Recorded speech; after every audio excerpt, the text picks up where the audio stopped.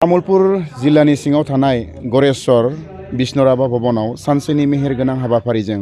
अल बड' digital journalist एस'सिएशना सेथि जि बोसोरसालिया जथुम्मा बेखौ दिनै जोङो खुंफुंबाय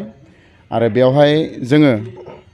थान्दै मेलनि गेजेरजों जोङो गोदान कमिटि मोनसे जोङो दाफुंनानै लानो हादों आरो बे लेखायै आं एबा हांगामा नार्जारिखौ आफादगिरि हिसाबै सायख'दों आरो गाहाय नेहाथारि हिसाबै बड'लेण्ड बुब्लि निउसनि एडिटर इन चिफ बिथां राकेश रामसियारिखौ गाहाय नेहाथारि हिसाबै सायख'दों। दा दिनै जोङो गोबां आलासि बिथांमोनखौ जोङो हांख्रायनाय लेखा बिथांमोना जोंनि मेलाव नुजाथिनो हादों आरो गोबाङानो नुजाथिनो हायाखै। दा बाथ्राया जाबाय मा अल बड' डिजिटेल जार्नालिस्ट एस'सिएशना जोनोम जानायनि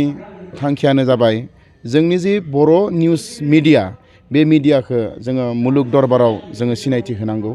आरो जोङो जिहेतु बर' रावा 8th सिडिउलाव हाबबाय आरो बे 8th सिडिउलाव हाबनाय मोनसे रिकगनाइज राव संबिधाना गनायथि होनाय राव आरो बे लेखायै जोङो जोंनि रावखौ थुनलाइयावल' खिमाबद्ध लाखियाब्लासिनो जोङो मिडिया लाइनावबो लाबोनानै जोंनि जि राव बेखौ जोङो गोसार होनांगोन आरो दिनै जों बयबो मिथिगौ जे मिडिया जाबाय बा बे मिडिया जाबाय माने गणतन्त्रनि चतुर्थ स्तम्भ जायखौ ब्रैथि खुन्थिया होनना बुंनाय जादों। दा बेयो जोङो जोंनि जेसेबां निउस पर्टेलफोर दङ बा जोंनि खौरांगिरिफोर दङ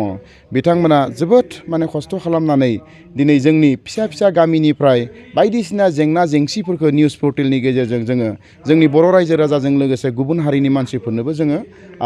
फोसावनो हादों बा फोरमायनो हादों। दा दिनै गुबुन मिडिया एसामिस बा हिन्दी बा इंलिस जे मिडिया दङमोन बा सेटेलाइट चेनेलफोर दङमोन बै सेटेलाइट चेनेलफ्रा जोंनि बर' हारिनि माखासे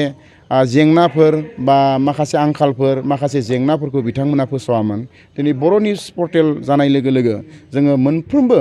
आसामनि बे खर'निफ्राय बै खर' जोङो जोंनि जेंनाफोरखौ जोङो बेवहाय फोसावनो हादों आरो मिथिनो हादों आरो दिनै बेखायनो जोङो गौरब खालामो जे एस'सिएशननि गेजेरजों जोंहा गोबां खामानि मावनांगौ दङ। दा दिनै जोङो गोबाङानो निउस पर्टेल माने जोंनि गोबाङानो माने गोरोन्थिबो बुजियो एखमबा खायफाया दा जों बे गोरोन्थिफोरखौ जोङो मोजाङै खुद्रायना होनो थाखाय जोङो सानसे सम लानानै जोङो दैदेनगिरिफोरजों जों सावरायनो सानदों आरो बे सावरायनो गोनां बाथ्राया बेनो जे हमनानै लाबाय जोङो मोनसे निउसखौ खालामनो थाङोब्ला जुदि UPPLखौ रायोब्ला अब्लानिया जोंनिया मा जागोन जोंनि रिपर्टार्सआसो दाय जायो। बुंग्राया बे माने BPFनिया बुंबाय UPPLनि हेंथायै अब्ला साংবাদিका दाय जानोसै निउस पर्टेला दाय जानोसै जे UPPLनि एगेन्स्टआव मानो निउस खालामदों। हमना ला UPPLनिया BPFनि एगेन्स्टआव निउसखौ होबाय अब्लानिया रिपर्टार्सखौसो दाय जानोसै निउस पर्टेलखौसो दाय जानोसै जों बिथाङा बुंनायखौ दाय जालिया। दा बेबायदि जोंनियाव जादों। हमना ला आरोबाव बिदि जायो सोरबा सासेया दाय खालामदों बे दाय खालामनायखौ दायनिगिरि होननानै सोरबा सासे मानसिया जोंनि निउसनि गेजेरजों बुंबाय बै दाय होग्रा मानसिया जोंखौसो दाय जायो। दा बेखौ दाय जाया। दा बेफोरबायदि माखासे माने प्रब्लेम्सफोरा जोंना फेस जादों ग्रासरुट लेभेलाव जोङो माने जोंनि साংবাদিकफोरा जोंनि रिपर्टार्सफोरा बेफोरबायदि फेस जानो गोनां जादों आरो जों नुदों जे खायफा लिडारफ्रा जोंनि बर' निउस पर्टेलफोरखौ गुरुत्त' होआ आखाइ खरसानि थाखाय हमना ला बिथांमोननो 100 हरोब्ला जोंनो माने 10 थाखाबो हरनो नागिरा। दा जोंनि निउस पर्टेलफ्रा बेबायदि दरमा मोना। एसामिस निउस सेटेलाइट चेनेलनि रिपर्टार्सफोरा बिथांमोना दरमा मोनो सेलारि मोनो नाथाय जोंनि निउस पर्टेलनि रिपर्टार्सफोर बा निउस पर्टेला जोङो जातीय सेन्टिमेन्टजोंसो जोङो निउस पर्टेलखौ बानायदों। जातीय सेन्टिमेन्टनि थाखायसो जोंनि रिपर्टार्सफोरा जोंनि माने खायफा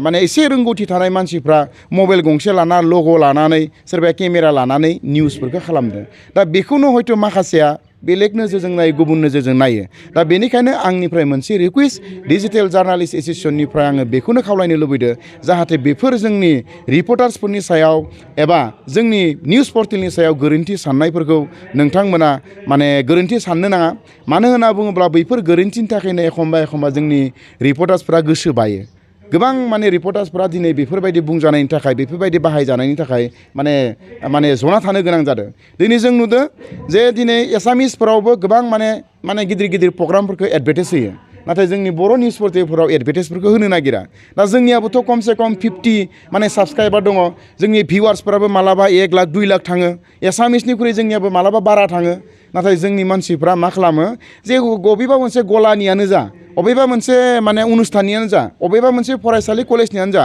बैफोर एडभार्टाइजफोरखौ जोंनो होनो नागिरा बा पलिटिकेल पार्टिनि मिटिंनि माखासे बुंनांगौ बाथ्रा बा पलिटिकेल पार्टिनि माखासे एडभार्टाइजफोर माबाफोर थायो बा सरकारनि एडभार्टाइजफोर थायो दा सरकारनियाथ' माखासे माने क्राइटेरिया थागोन बेवहाय जेनेबा बिनि खोथाया आलादा खिन्थु माखासे निउस आइटेमफोरखौ जोंनि बर' हारिनि माने निउस पर्टेलफ्रावबो जाहाथे बिथांमोना हायो आं बेखौ माने रिकुवेस्ट खालामदो जाहाथे नोंथांमोना जिहेतु जोङो गोबां माने खस्थ' खालामनायनि गेजेर नैबे 5 बोसोर 6 बोसोरनि गेजेराव 5 बोसोर 4 बोसोरनि गेजेराव गोबां खस्थ' खालामनानै जोङो निउस पर्टेलखौ जों फोथांना लाखिदों आरोबाव निउस पर्टेलनिफ्राय जों सेटेलाइज खालामनायनि जोंहाबो सिमां दङ